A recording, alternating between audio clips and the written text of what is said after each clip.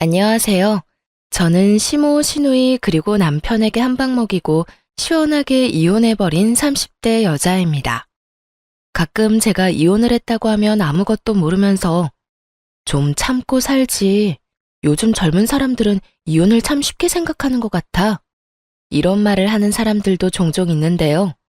그런 말을 들을 때마다 저를 생각해서 해주는 말인 줄 알지만 고구마 100개를 먹은 것처럼 답답한 마음이 드는 건 어쩔 수 없는 일인 것 같아요. 그런 걱정은 굳이 해주지 않아도 될 텐데 하는 마음이 들기도 하고요. 이때까지는 그저 이혼했다는 사실만 밝혔을 뿐 이혼 사유에 대해서 자세히 설명한 적이 없었는데요. 오늘은 제가 평소 애정하는 사연 열차에서 저의 이혼 스토리에 대해 풀어보려고 합니다. 그러면 시작해 보겠습니다. 저와 남편은 흔하디 흔한 소개팅으로 만나 결혼까지 하게 되었어요. 결혼 당시 남편은 모아둔 돈이 별로 없었고 시댁에서도 대학원까지 다니는 시누이 뒷바라지를 하느라 저희 결혼에 도움이 될 형편이 되지 않는 상황이었죠. 형편이 되지 않다고 결혼을 미룰 수도 없는 노릇이고 미룬다고 형편이 더 나아질 것 같지도 않았어요. 그렇다고 없던 일로 하기엔 남편을 너무나도 사랑하고 있었죠.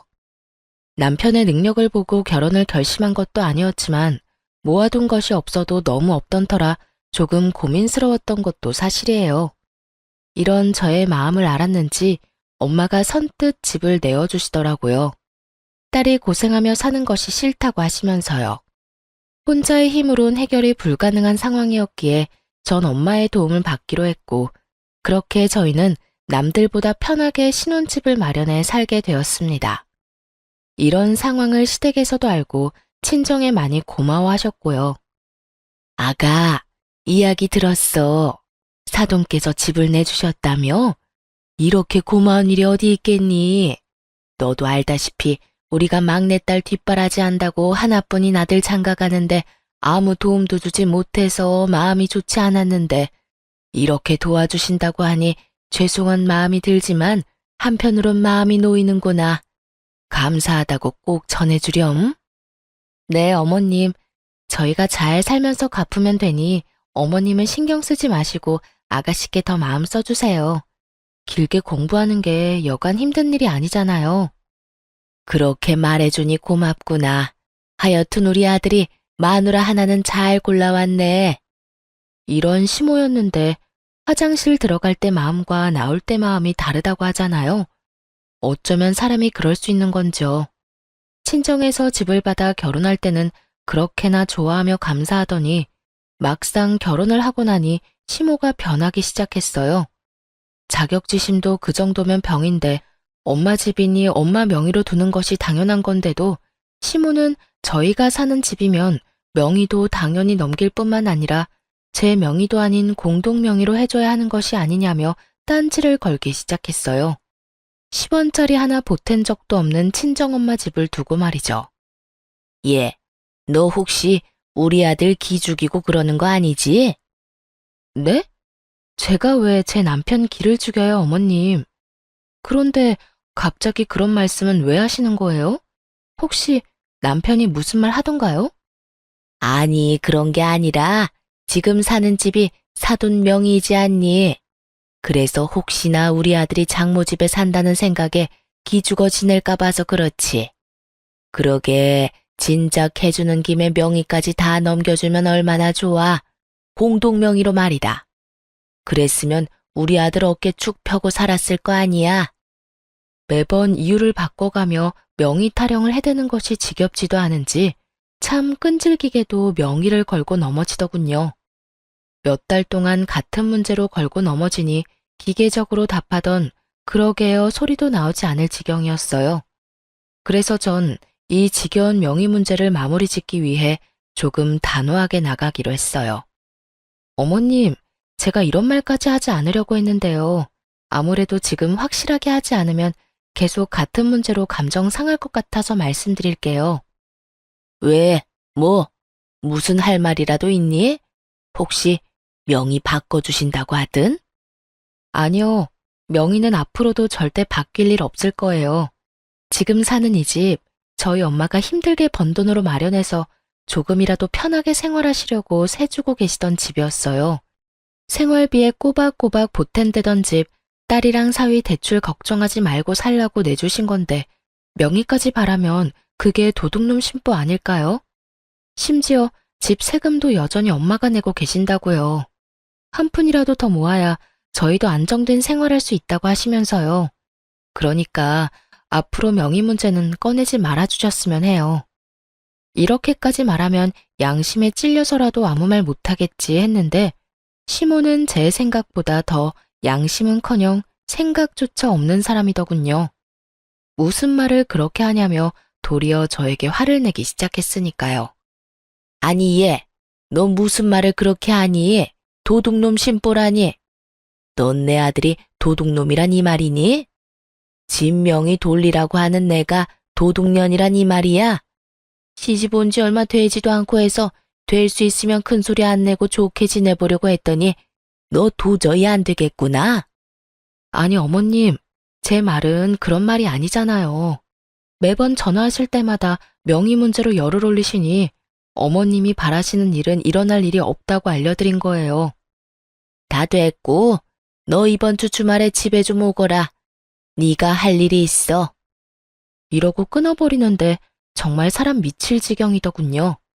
제가 노는 사람도 아니고 저도 엄연히 회사 생활을 하는 데다가 시댁까지 3시간은 넘게 걸리는데 특별한 날도 아니고 저를 골탕 먹이려고 하는 것이 뻔히 보이는데 이를 어쩐다 싶었어요.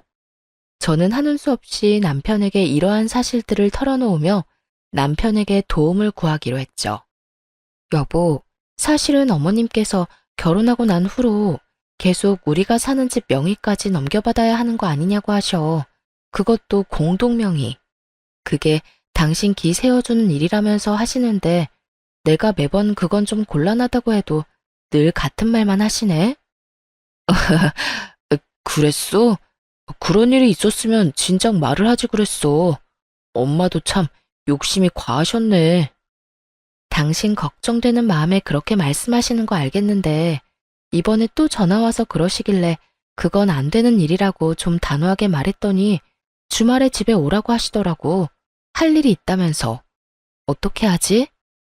어떻게 하긴 뭘 어떻게 해. 가면 혼은 혼대로 나고 일은 일대로 할 게 뻔한데. 가지마. 내가 엄마한테 전화해서 일 있다고 잘 말할게.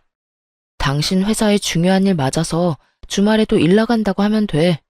그러면서 당신이 요즘 나한테 여러모로 신경 많이 써준다고 슬쩍 흘리면 엄마도 마음 풀릴 테니까 너무 걱정하지 마. 고마워. 고맙긴 내가 미안하지. 엄마가 괜히 당신 귀찮게 해서 앞으로 그런 말 안 나오게 내가 잘 말해볼게. 이때까진 남의 편이 아닌 제 편이었던 남편은 호언장담한 대로 시모를 잘 구워 삶은 모양이었어요. 다음날 시모에게서 다정한 목소리로 주말에 바쁘면 굳이 오지 않아도 된다는 전화를 받았거든요. 이로써 더는 시댁 일로 신경 쓸 일이 없겠거니 했는데 글쎄 더 큰 문제가 저를 기다리고 있더군요. 그건 바로 시누이였어요. 시누이는 철딱서니가 없어도 그렇게 없을 수가 없었는데 가끔 시댁에 갈 때마다 제가 본 시누이의 모습은 저희가 오든 가든 인사도 하지 않는 것은 기본이었고 방에서 온종일 뭘 하는 것인지 방은 엉망진창 그런 난리도 또 없더군요. 그런 인간이 집안일을 돕는 일은 전혀 없었고 식사 자리도 가장 늦게 나와 밥만 딱 먹고선 제 밥그릇 한번 치우는 법이 없더군요. 본인 행동은 그따위로 굴면서 입만 열면 하는 말은 가관이었어요. 언니, 엄마한테 들었는데 생전 엄마한테 전화 한 통 안 한다면서요? 며느리로서 적어도 일주일에 한 번은 시어머니한테 연락해야 하는 거 아니에요? 도리 몰라요, 도리? 적어도 도리는 지키면서 삽시다, 우리. 그거야 제가 연락드리기 전에 어머님이 전화를 주시니까 굳이 제가 할 필요가 없어서요. 어머님께서 일주일에 많으면 4번, 적어도 2번은 연락해 주시는데 굳이 저까지 연락을 드려야 할까요? 아무리 그래도 엄마가 먼저 하는 거랑 언니가 먼저 하는 거랑 느낌이 다르잖아요. 아무튼 언니도 엄마한테 연락 좀 하고 살라고요. 아가씨, 연락 문제는 어머님이랑 저랑 알아서 할게요. 방금 말했다시피 어머님이 그렇게 자주 연락이 오는데 제가 궁금한 게 뭐가 있을 것이며 제가 굳이 먼저 연락할 일이 뭐가 있겠어요? 아가씨는 나중에 결혼하면 시어머니랑 일주일 내내 연인 사이처럼 전화통화하면서 지낼 수 있어요? 별로 할 말도 없는데 굳이 도리상? 그건 아니지만 그거 아니면 그냥 저희 일은 저희가 알아서 하게 두고 아가씨 일이나 신경 써요. 어머님께 들어보니 아가씨 방 청소도 제대로 안 한다고 한숨 쉬시던데 딸 된 도리로 나이 많은 엄마를 부려먹으셔야 하겠어요? 그것뿐이에요. 매번 올 때마다 밥그릇 한 번 치우는 모습을 본 적도 없고 자기가 먹은 밥그릇 설거지통에 담는 게 힘든 일은 아니지 않나요? 전 진정한 도리가 무엇인지 시누이에게 알려주었고 제 말에 시누이는 입을 꼭 다물고 그저 저를 노려보다 방으로 들어가 버리더군요. 본인이나 잘하지 어디서 도리 운운하며 시누이 노릇이나 하려고 드는 건지 어이마저 없는 지경이었어요. 더 어이없는 건 이런 시누이에게 오냐오냐 하는 남편의 태도였어요. 여동생이 정신을 못 차리고 버릇없이 굴면 남편이라도 나서서 한 소리 해야 할 텐데 이래도 최고 저래도 최고. 남편은 그저 여동생이 죽으라면 죽는 신용까지라도 할 태세였습니다. 그러던 어느 날 일이 터지고야 말았어요. 여보, 제발 정신 좀 차려. 많이 양보해서 아버님, 어머님이 막내딸 예뻐하는 거 그러려니 한다 치자. 그런데 당신은 도대체 왜 그래? 왜 동생 일이라면 나사 하나 빠진 사람처럼 무조건 다 오케이냐고. 내가 뭘 또 그렇게까지 했다고 그래? 당신이 너무 예민하게 구는 거 아니야? 예민? 아가씨가 우리 엄마한테 째째하다고 말할 처지나 된다고 생각해? 그럴 말할 입장이냐고. 우리 엄마가 이 집 우리 살게 해준 것만 해도 감사할 상황에 뭐? 그까지 집 명의 넘겨주는 게 뭐가 대수라고 째째하게 집 깔고 앉아서 집 있는 유세 부리냐고? 그게 나이도 어린 아가씨가 할 말이야? 네, 맞아요. 시누이는 저와 남편이 있는 자리에서 저딴 말들을 아무렇지 않게 짓거렸고 그런 시누이의 말에 시부모들은 물론 남편마저 고개를 끄덕이며 동조하고 앉았더군요. 이미 시모와도 다 끝난 문제였고 하물며 남편 놈도 그런 시모가 심했다고 해놓고선 막상 시누이가 이야기를 꺼내니 시누 말이 다 맞다며 고개를 끄덕이는 꼴이라니 집으로 돌아오는 길에 너무 화가 나 남편에게 따져 묻게 된 것이었죠. 제가 이렇게 따지면 사과라도 하겠지 싶었는데 남편 놈이 뭐라는 줄 아세요? 올바른 말 하는데 나이가 무슨 상관이야? 말이야 바른 말이라고. 오늘 지연이가 하는 말 들어보니 틀린 말 하나 없던데 뭘. 지연이 말처럼 장모님이 이왕 집 내주신 김에 명의도 같이 내주셨으면 얼마나 좋아. 당신도 내신 명의까지 넘겨주실 거라 바랬던 거 다 알아. 이러는 거 있죠? 그전까진 시모의 과한 욕심이라고 하던 사람은 어디로 갔는지 여동생이 그딴 식으로 한 말을 옹호라고 나서는 꼴이라니. 남편의 말을 듣는 순간 전 머리끝까지 화가 치솟아 올랐고 그야말로 남편을 쥐잡듯 잡아버렸습니다. 알긴 뭘 알아. 내가 당신이랑 당신 집 같은 줄 알아? 어떻게 사람들이 양심이 없어? 새 한 푼 내지 않고 우리 엄마 집에서 살면서 뭐? 이젠 명의까지 내놓으라고? 거기에다 째째해? 당신은 다를 줄 알았는데 뭐가 어쩌고 저째? 이럴 줄 알았으면 엄마가 집 들어가서 그냥 살라고 할 때 반대하는 거였어. 아니다. 지금이라도 늦지 않았네. 우리 이사 나가. 이사 나가서 대출을 껴서 집을 사든 월세살이를 하든 그렇게 하자고. 난 더는 우리 엄마한테 감사하기는커녕 명의까지 탐내는 당신이랑 우리 엄마 집에서 못 살아. 제 말에서 깊은 분노를 느낀 남편은 서둘러 그런 뜻이 아니었다며 저를 달래기 시작했고 집에 도착할 때까지 전 한마디도 하지 않았어요. 화가 너무 난 상태였던지라 입을 여는 순간 이혼이라는 말이 나올 것만 같았거든요. 그 후론 남편이나 시댁에서나 명의 이야기는 꺼내는 일이 없었고 저는 최선을 다해 시댁 식구와의 만남을 피하며 지내고 있었습니다. 만날 때마다 기분만 상할 뿐더러 기운만 뺏기니 아무리 시댁 식구라 한들 만나고 싶지 않은 마음이 컸으니까요. 남편 역시 이런 제 마음을 알았는지 굳이 시댁 식구들과 저를 엮지 않고 지내며 가족들이 생각나거나 보고 싶은 날엔 혼자 다녀오곤 하더군요. 지금 생각하면 정말 시댁에 간 건 맞았나 싶긴 하지만요. 하여튼 그렇게 저에겐 평화롭던 어느 날 남편이 제 눈치를 살피는가 싶더니 어렵게 이야기를 꺼내놓더라고요. 여보, 저기 할 말이 있는데 시간 있어? 무슨 말이길래 이렇게 뜸을 들여? 왜? 무슨 일 있어? 그게 다른 게 아니라 지연이가 서울에 온다네? 며칠 지내고 간다나 봐. 아가씨가? 왜? 며칠이나? 한 3일 정도? 놀러 오는 게 아니라 취업 때문에 여기저기 자리 알아본다고 올라온다는데 우리 집에서 좀 지내면 안 돼? 평소 시누이가 집에서 어떤 꼴로 지내는지 뻔히 아는데 저희 집에 들일 순 없는 노릇이었죠. 하물며 서로 앙금도 남아있던 터라 더욱 집에서 지내게 하고 싶진 않더라고요. 누군 고작 3일이라고 할 수도 있겠지만 저에겐 그 3일이 지옥 같을 것이라 믿어 의심치 않았기에 저는 고민할 것도 없이 남편에게 이렇게 말했어요. 당신도 알지? 그때 일로 아가씨나 나나 아직 앙금 남아있는 거. 거기에다 그때 아가씨 그 말 때문에 우리 크게 싸우기까지 했었어. 그런데 우리 집에 아가씨를 3일이나 지내게 하자고? 난 싫어. 절대 싫어. 그리고 아가씨 자기 손으로 뭐 하나 할 줄 아는 것도 없잖아.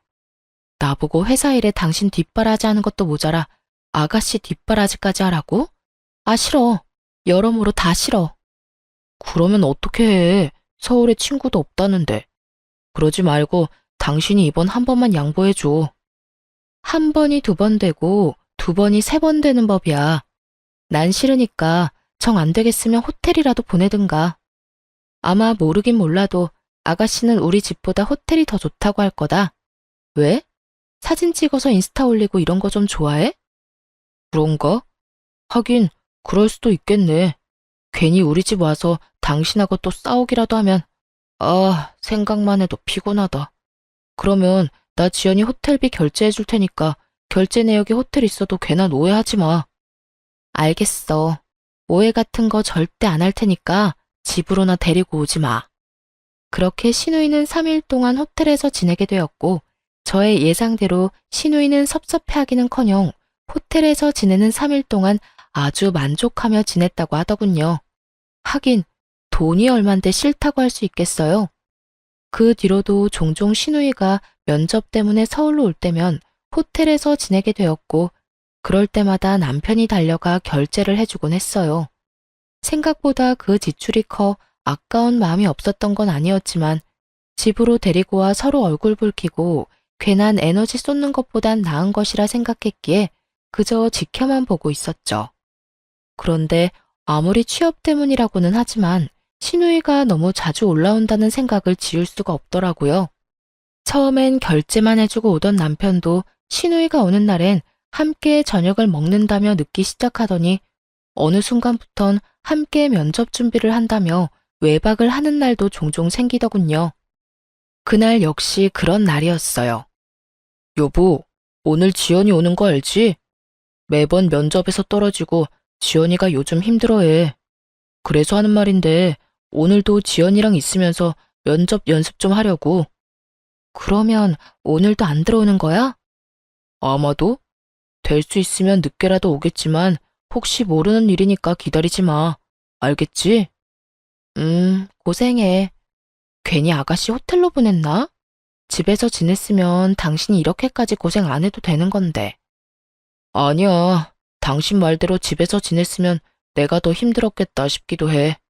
당신이랑 지연이 서로 안 맞는 건 사실이잖아. 나도 지연이랑 당신이랑 다투기라도 하면 무턱대고 당신 편을 들 수도 없고 호텔에서 지내는 게 여러모로 좋은 결정이었어. 그러니까 그런 신경 쓰지 말고 퇴근하고 와서 푹 쉬어. 알겠어. 조금 미안하더군요. 남편의 외박이 잦아지며 쎄한 기분이 들었는데 저렇게까지 저를 신경 써주고 있었다니 괜히 미안한 마음이 들기도 하더라고요. 그런 마음이 들자 그래도 시누이가 취업 좀 해보겠다고 서울까지 와서 저 고생을 하는데 언니라는 사람이 마냥 손 놓고 있는 것도 좀 아니란 생각도 들었고요. 그래서 전 퇴근 후 호텔로 찾아가게 되었습니다. 평소 남편이 시누이가 올 때마다 결제해주던 호텔을 알고 있었던 터라 호텔로 찾아가 남편에게 전화를 걸었지만 전화를 받지 않더라고요. 바쁜가 하는 마음에 시누이에게 전화를 걸려는 순간 남편의 뒤통수가 보이더군요. 시누이가 아닌 낯선 여자와 끌어안다시피 어깨동무를 하고 걸어가고 있는 남편의 뒤통수가요. 그 순간 저는 정말 이성의 끈을 놔버렸고 그대로 두 연놈에게 말 그대로 돌진을 하고 말았습니다. 야, 그 여자가 네 여동생이냐? 저는 소리를 질러버렸고 저를 발견한 남편은 많이 당황한 듯 뒷걸음질을 치며 말까지 더듬고 있더군요. 여보, 여길 어떻게, 그게 어떻게 된 일이라면, 그게 말이지. 현장에서 딱 걸렸으니 무슨 변명이 필요하겠어요? 아니, 무슨 말이 생각이나 나겠습니까? 남편은 어떤 말도 생각이 나지 않는지 그저 같은 말을 반복하며 저를 보고 있더라고요. 그래, 무슨 할 말이 있겠어. 이렇게 현장에서 딱 걸렸는데 말이야. 언제부터니? 도대체 언제부터 바람 피우고 돌아다녔냐고. 그리고 바람을 피우려거든 들키지나 말지. 떡하니 아가씨가 드나들던 호텔에서 이러고 싶니? 내가 찾아올 거란 생각은 전혀 하지 못한 거야. 그 머리로 어떻게 대학은 가고 어떻게 취업을 했니? 저는 고래고래 소리를 질러댔고 그 순간 상간녀는 제 눈치를 살핀다 싶더니 도망치려 자세를 잡고 있더군요. 그래서 그냥 도망치게 뒀냐고요? 그럴 리가요. 뒤를 돌아 금방이라도 달려나가려는 상간녀의 머리채를 그대로 확 잡아버렸어요. 야, 감히 어딜 도망가려고? 이 상황 수습은 해놓고 가야 할 거 아니야. 보아하니 하루 이틀 만난 사이는 아닌 것 같은데 두 사람 언제부터 만났니? 내 남편 언제부터 만났냐고. 이거 놓고 말해요. 머리카락 다 뽑힌다고요. 아, 진짜 쪽팔리게 이게 뭐예요? 이렇게 우악스럽게 굴지 말고 이거 놓고 대화로 하자고요. 교양 없게 이게 무슨 짓이에요? 교양? 교양 같은 소리 하네. 너는 교양이 철철 흘러넘쳐서 가정 있는 남자랑 호텔 오니? 내가 아는 교양은 그런 말이 아니었는데 요즘은 바뀌었나 보다. 그쪽 남편이랑 그런 사이 아니거든요? 그래. 거래처 사람인데 급하게 받아야 할 자료가 있어서 잠시 들린 거라고요. 여기 있다고 하길래 잠시 온 거라고. 아무것도 모르면서. 그러니까 얼른 놔달라고요. 아, 너희 회사에선 거래처 사람이랑 어깨 동무도 하고 호텔 로비에서 뽀뽀도 하고 그러는가 봐. 왜? 이것도 아니라고 우겨보시지? 여기 CCTV 쫙 깔려 있거든? 너도 눈은 있지? 여기도 저기도 CCTV 달려있는 거. 이게 잘못했다고 싹싹 빌어도 모자랄 판국에 뭐? 아무것도 몰라? 저는 미친 소리를 짓거려대는 상간녀의 머리채를 잡고 흔들어버렸고 벙쪄있던 남편놈이 이러다 상간녀 잡겠다 싶었는지 급하게 저를 저지하고 나서더군요. 여보, 그만해. 이러다 사람 잡겠어. 내가 다 설명할 테니 우선 이 사람 보내고 집에 가. 집에 가서 이야기하자고. 남편은 필사적으로 제 소나기에서 상간녀를 떼놓았고 제가 그런 남편을 노려보는 사이 상간녀는 걸음아 나 살려라 도망을 치더라고요. 저에게 머리채를 뜯기느라 내팽겨쳐진 가방도 챙기지 못하고요. 전 그런 상간녀의 가방을 챙겨 집으로 돌아와 버렸고 남편 역시 그런 저의 뒤를 따라 집으로 들어오더군요. 여보, 내가 진짜 미쳤었나 봐. 당신을 두고 내가 그런 짓까지 하면 안 되는 거였는데 한 번만 용서해주면 안 될까? 당신은 못 믿겠지만 정말 처음이었어. 사랑, 이런 감정이 아니라 한순간 충동, 그래, 충동 같은 거였다고. 나한텐 당신뿐인 거 누구보다 당신이 더 잘 알잖아. 나한테 여자는 당신뿐이야. 내가 사랑하는 사람은 당신뿐이라고. 정말 마음을 준 적은 단 한 번도 없었다고. 정말 웃기지도 않은 소리지 않나요? 왜 바람 피우는 것들은 하나같이 이런 말을 하는 건지. 어디 외도 학원이라도 다니는 것인지 남편은 외도를 저지르다 들킨 인간들의 단골 대사들을 줄지어 읊어대기 시작하더군요. 다른 건 몰라도 폭력, 외도, 도박은 절대 고칠 수 없는 병이라고 생각하던 저였기에 두말할 것 없이 이혼을 말하게 되었죠. 이제 와서 사랑? 마음은 준 적 없어? 그 말을 내가 어떻게 믿어? 당신이 당신 동생 핑계대면서 외박한 적이 몇 번인데. 다 됐고 이혼해. 이혼이라니. 어떻게 이런 일 한 번 있었다고 이혼하자는 말을 할 수가 있어? 넌 바람 피운 게 이런 일이라고 가볍게 이야기할 일이니? 넌 그런 줄 몰라도 난 아니야. 난 다른 건 몰라도 바람, 폭력, 도박은 절대 고칠 수 없는 병이라고 생각하는 사람이고, 당신한테도 이런 내 생각은 연애할 때부터 끊임없이 말했던 바야. 그렇게까지 했는데도 불구하고 당신이 이딴 짓까지 했을 땐 당연히 이혼 정도는 각오했어야지. 저는 단호했고 이런 저의 단호한 태도에 남편은 한 발 물러서더라고요. 물러설 수밖에 없었죠. 제가 남편이 도착하기 전 미리 싸두었던 남편의 짐을 현관문 밖으로 던져버렸으니까요. 당신 지금 너무 흥분한 것 같다. 그래, 너무 흥분해서 당신이 지금 무슨 말을 하고 있는지도 모르는 것 같은데 나중에 이야기해. 나중에 흥분 좀 가라앉고 나면 그때 이혼이든 뭐든 이야기하자고. 이렇게 말한 남편은 집을 나가버렸고 그런 남편의 뒷모습을 보며 정말 배신감에 치가 떨리는 기분이 무엇인지 알 것 같더군요. 잠깐이라도 저딴 인간한테 미안함을 느낀 제가 한심스럽기도 하고 왜 단 한 번도 저런 남편을 의심하지 못했을까 하는 마음이 들기도 하고요. 하긴 여동생 핑계로 그것도 다른 것도 아닌 취업을 앞세워 외도를 저지르고 있었으니 의심을 할 수도 없는 상황이었죠. 거기에다 시누이가 정말 올라온 적도 있었고 그런 시누이라면 벌벌 떠는 남편이었으니 꿈에도 생각하지 못했던 것입니다. 그렇게 남편에 대한 원망과 스스로에 대한 한탄으로 치를 떨고 있는데 집에서 나간 지 5분도 되지 않은 남편에게서 전화가 오더군요. 제 휴대전화가 아닌 상간녀가 미처 챙기지 못한 가방 안에 들어있던 상간녀의 휴대전화로요. 하트만 5개인 이름이 뜨고 전 직감적으로 남편임을 알았고 전 전화를 받아 아무 말도 하지 않고 있었어요. 제가 아무 말도 하지 않자 남편은 화가 난 상간녀가 아무 말도 하지 않고 있다고 생각했는지 혼자 말을 쏟아내기 시작하더군요. 자기야, 화 많이 났어? 왜 아무 말도 안 해? 그래. 나 같아도 화 많이 났을 것 같아. 미안해. 내가 좀 더 조심했어야 했는데 갑자기 그렇게 찾아올지 꿈에도 몰랐어. 나 집에서 쫓겨났다. 이혼하자네. 눈 하나 깜짝하지 않고 이혼하자는데 어쩌면 그렇게 독한지. 하긴 그 여자가 독한 구석이 있어. 내가 말했었지? 그 여자 독하다고. 차라리 잘 됐어. 내가 빨리 정리할 테니까 자기가 늘 원하던 대로 우리 같이 살자. 나 이제 자기뿐이야. 내가 그 여자랑 정리만 깔끔하게 되고 나면 자기한테 잘할게. 우선 이혼 전까진 우리 거리를 좀 두면서 지내야 할 것 같아. 이 여자 지금 눈이 완전 뒤집혀서 무슨 짓까지 할지 예상이 안 돼. 혹시나 회사 찾아와서 난리라도 부리면 우리 둘 다 무사히 회사 생활하는 건 힘들 거야. 내가 끝까지 이혼은 안 된다고 하면서 이 여자 마음 달래면 이혼은 하더라도 회사까진 찾아오지 않을 거야.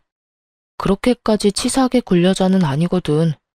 하여튼 지금도 당장 자기한테 가고 싶은데 혹시나 사람 붙였을 수도 있어서 못 가. 그러니까 너무 섭섭해하지 말고 많이 놀라고 화났을 텐데 진정 좀 하고 쉬어. 그럼 끊을게.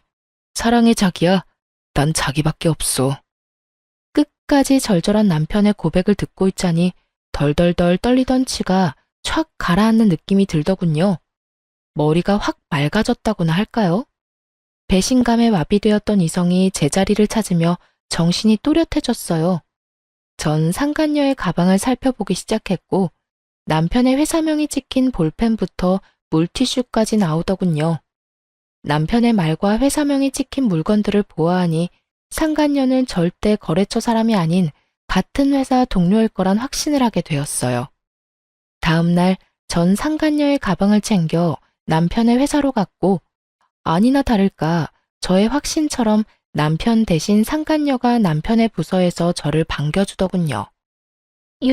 여길 어떻게, 여기서 이러지 말고 나가서 이야기해요. 당신 남편도 지금 여기 없다고요. 지금 아침 회의 들어가서 여기 없어요. 그러니까 나가서 이야기하자고요. 저를 본 상간녀는 저를 잡아 끌며 속삭이기 시작했고, 전 그런 상간녀의 팔을 뿌리치며 큰 소리를 내며 말했어요. 어제 머리채 잡힌 거로는 부족했어? 어디서 감히 내 몸에 손을 대? 왜? 오늘은 뺨이라도 한 대 때려줘? 외부인의 등장과 그 외부인의 입에서 나온 자극적인 말들, 사무실 안의 사람들의 이목을 주목시키기엔 부족함이 없는 조합이었죠. 그 조합에 보답하듯 사람들의 시선이 상간녀와 저에게 꽂히기 시작했고, 상간녀는 안간 힘을 쓰며 저를 설득하려 애를 쓰더군요. 그런 게 아니라 여긴 회사잖아요. 제가 다 잘못했으니까 제발 나가서 이야기해요. 누구 좋으라고 나가서 이야기해. 내 남편은 어디 갔니? 아, 네 애인이라고 해야 하나? 이게 무슨 상황인가 눈을 반짝이며 구경하던 사람들은 제 말을 듣자마자 저마다 놀라 탄성을 자아내기 시작하더군요. 손가락질하며 그럴 줄 알았다 하는 사람들도 있었고요. 이보세요. 이것도 엄연히 명예훼손인 거 알고 있어요? 경찰에 신고하기 전에 당장 나가요. 나가서 이야기를 나누든 뺨을 때리든 나가서 하자고요. 경찰? 경찰은 내가 부르고 싶은 심정이야. 아, 다 됐고, 내 남편 얼굴 보고 가겠다는데 그것도 안 되는 거니? 호텔은 너랑 다녀도 호적은 아직 내 남편인데 얼굴 정도는 보고 가야 하지 않겠어? 이호민 씨, 혹시 이호민 씨 어디 갔나요? 제 입에서 남편의 이름이 나오는 순간 남편이 저에게로 달려오는 모습이 보이더군요. 얼굴이 사색이 되어서요. 여보, 회사까지 찾아오면 어떡해? 내가 내 발로 오겠다는데 네가 무슨 상관이야? 그리고 내가 그냥 왔겠니? 네 애인 가방 주러 왔어. 어제 호텔에서 두고 간 가방. 아, 여기 안에 전용 휴대전화도 있었는데 몰랐지. 하긴 몰랐으니까 어제 전화로 그딴 말이나 짓거려댔겠지. 여보, 그럼 어제 나랑 통화한 게 당신이야? 다 듣고 있었던 거야? 그런데 왜 아무 말도 안 했어? 내 욕을 그렇게나 하는데 내가 무슨 할 말이 있겠어. 그렇게 싫어하는 줄도 모르고 참고 산 내가 바보 등신이지. 하여튼 이 가방 안에 우리 이혼 서류도 들었으니까 도장 찍어서 법원에서 봐. 그렇게 원하는 이혼 해줄 테니까 둘이 함께 알콩달콩 잘 살아봐. 그 행복 언제까지 이어질진 모르겠지만 그렇게 소원이라니 물러서 줘야지. 여보, 그 말을 다 진심이라고 생각하는 거야? 어제는 나도 화가 나서 그랬어. 다 진심일 리가 없잖아. 그리고 아무리 그런 상황이라도 그렇지 회사까지 찾아오면 어떡해. 이렇게까지 난장판을 치면 회사 생활 어떻게 하라고. 내가 이 와중에 니놈 회사 생활까지 걱정해줘야 해? 전현 회사 생활까지 걱정해줘야 하냐고. 내가 너같이 모자란 거 데리고 살아주니까 진짜 혹은 줄 알았니? 네가 잘못했다고 빌면 마음 약해져서 네가 원하는 대로 움직여줄 거라 생각했어? 꿈도 꾸지 마라. 내가 이때껏 참고 산 건 니까지 것도 남편이었으니까, 니까지 걸 사랑했으니까 다 참고 산 거야. 이젠 나한테 사랑 같은 건 없어. 그러니까 나한테 다른 거 기대하지 말고 이혼 준비나 해. 전 냅다 소리를 질러버렸고 제 말을 듣고 있던 직원분들 중엔 저에게 감정이입을 과하게 하셨는지 우시는 분도 계시더군요. 그 사람들 사이에 손톱을 물어뜯으며 주변 눈치와 제 눈치를 살피는 상간녀와 눈이 마주치는 순간 저는 이렇게 말하고 그 자리를 떠났습니다. 너 상간녀 소송 준비해? 아주 잘 열심히 준비하는 게 좋을 거야. 내가 너도 가만두진 않을 거니까. 그렇게 무사히 이혼 통보와 함께 회사에 소문내기를 마친 저는 변호사를 만나며 이혼 준비에 정신없는 날들을 보내고 있었어요.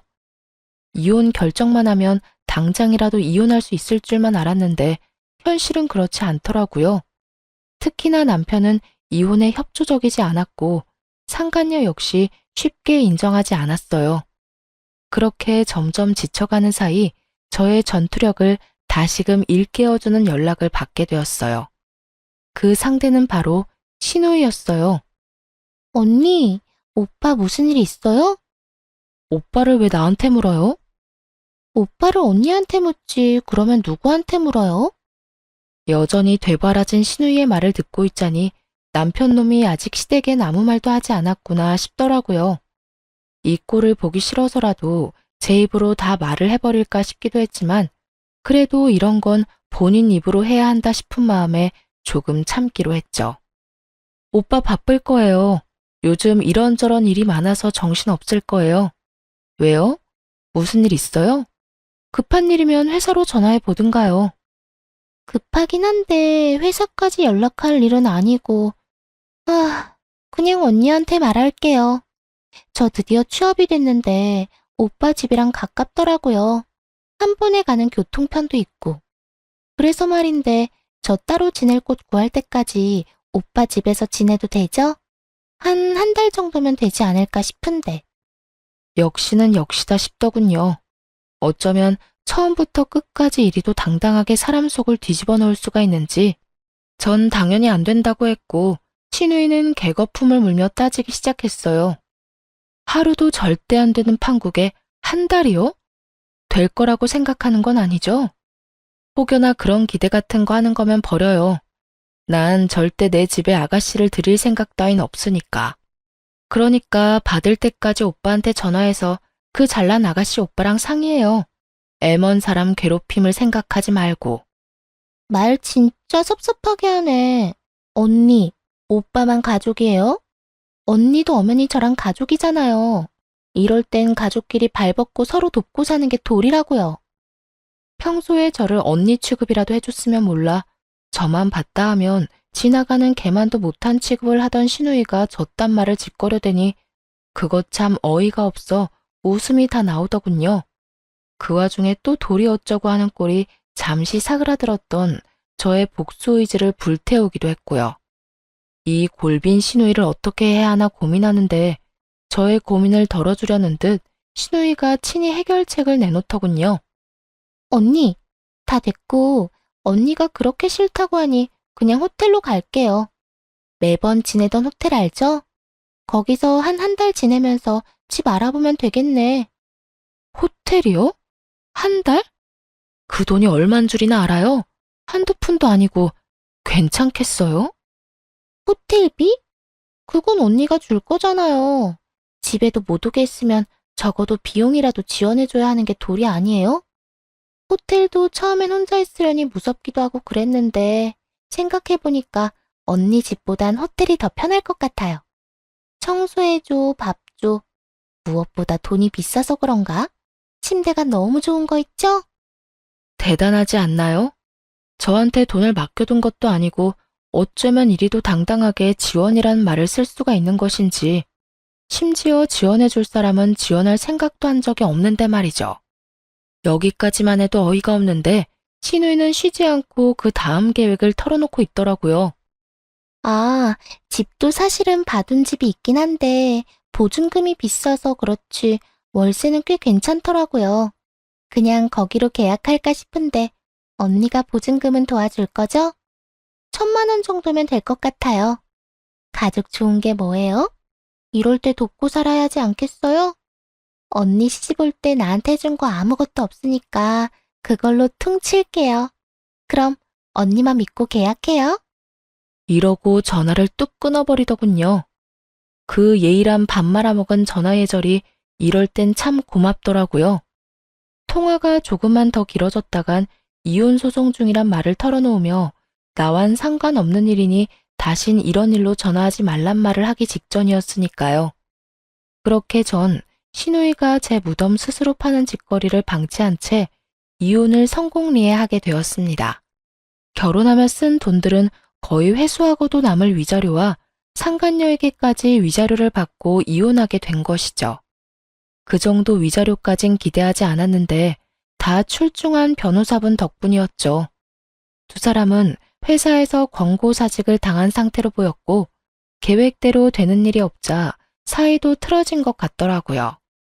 이게 다 너 때문이야. 이게 왜 나 때문이야? 다 네 놈 때문이지. 유부남이면 유부남답게 행동했어야지. 내가 뭘 어쨌다고.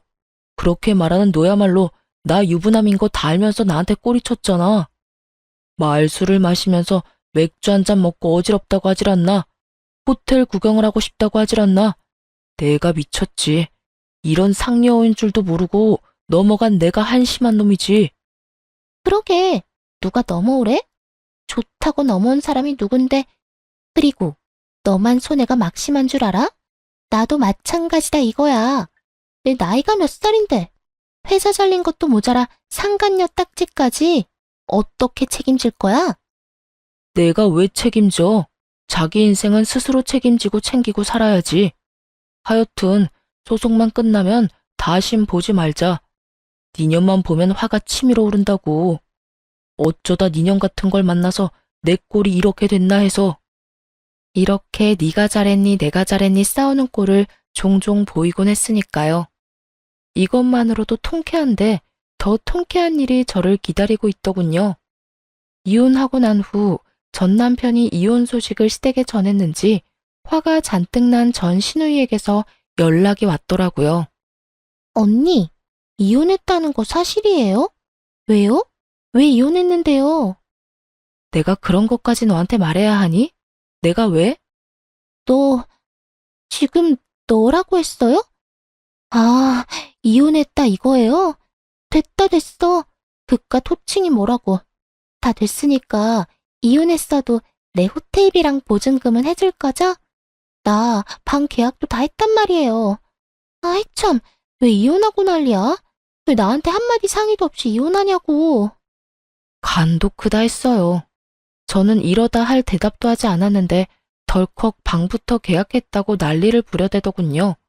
거기에다 한 달이 남짓한 시간 동안 정말 호텔에서만 쭉 지낸 듯 했고요.